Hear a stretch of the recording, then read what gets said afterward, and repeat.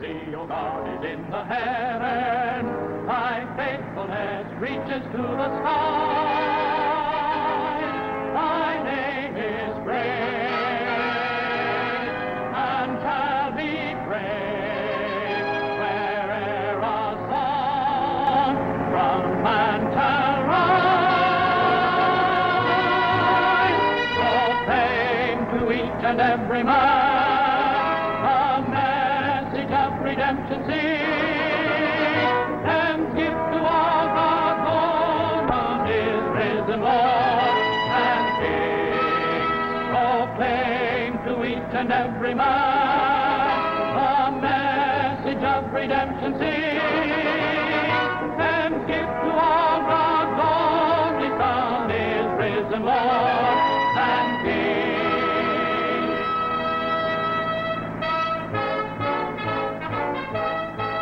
Remember, Hatch, when you first met Grady Parrott? You liked the way he talked. Of course, Mr. and Mrs. Hatcher, or Hatch, and is it Penny?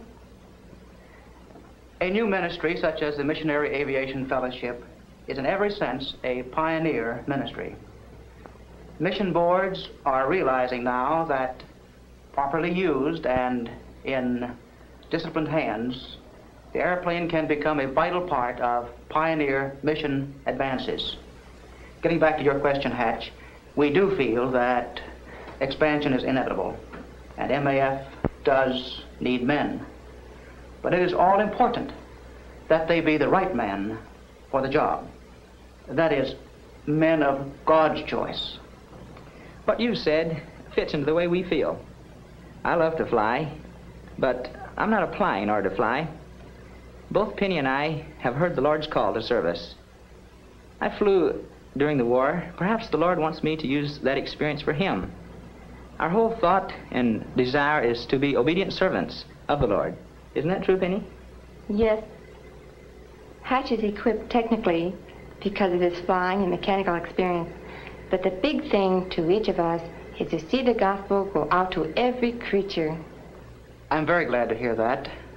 You know, though MAF is a service organization, a servant to missions, we're very much like other mission boards.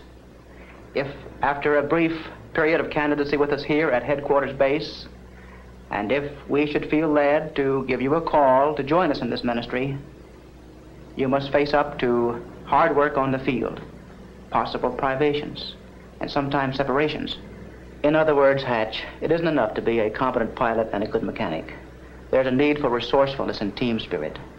Most important, a sense of spiritual urgency and a united devotion to the task of giving to lost men and women the good news of salvation through our Lord Jesus Christ.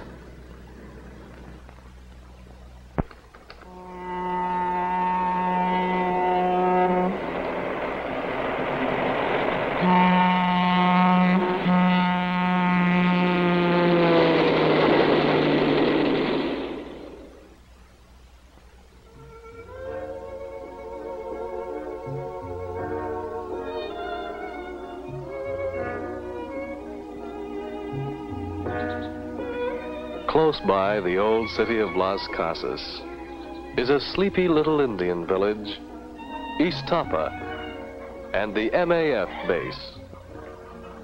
Located near the mountain barriers, East Tapa is the jumping-off place for flights that reach back into the jungles.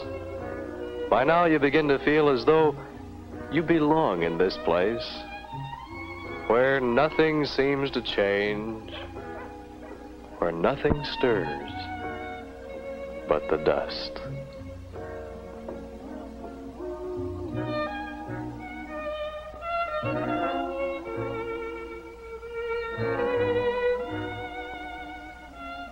And yet, you know this is not a changeless world. For back in those remote and hidden villages, something new and wonderful is happening. Something in which you had a part. It makes hours spent like this worthwhile.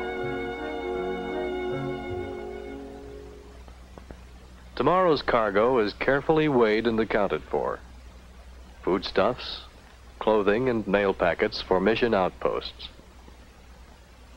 Tonight, as you weigh the things for the Beekman station, you remember the difficult landing strip, the constant uncertainty of that rugged terrain.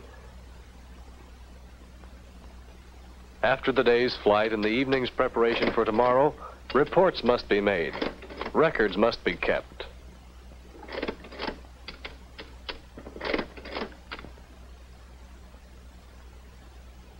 By radio, a request has come from an isolated outpost.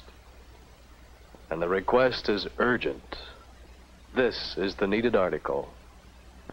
Serum. Since no landing is possible, there will be an aerial drop.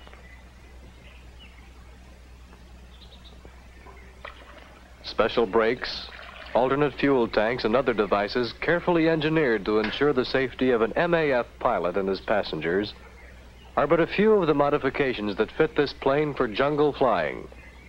Before every flight, the plane is fueled and carefully checked. So the routine mission begins. Only to you, this will never be routine work, will it, Hatch?